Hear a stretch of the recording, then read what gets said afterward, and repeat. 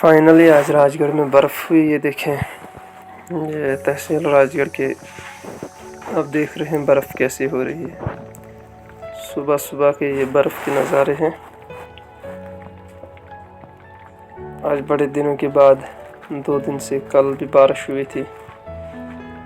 बालाई जो ऊपर इलाके हैं 17, 18, सूली, कुमेत वगैरह में बर्फ़ हुई थी हल्की हल्की, लेकिन आज फाइनली राजगढ़ में भी बर्फ़ पहुंच गई।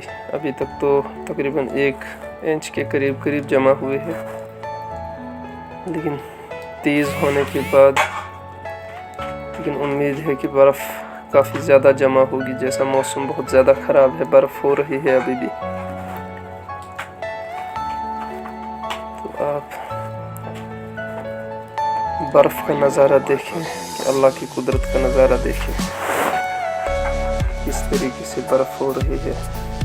अल्लाह का शुक्र है, बहुत ज़्यादा बर्फ़ की ज़रूरत थी और बर्फ़ हो गई। बर्फ़ पड़ रही है अल्हम्दुलिल्लाह। इस वक्त देखें किस तरीके से बर्फ़ हो रही है। आइंदा के लिए आप मज़ीद अपडेट्स के लिए आप हमारे चैनल को सब्सक्राइब करें, घंटी वाला बटन दबाएं, चैनल को सब्सक्राइब करें, वीडियो को लाइक और शेयर ज़रूरी करें। शुक्रिया।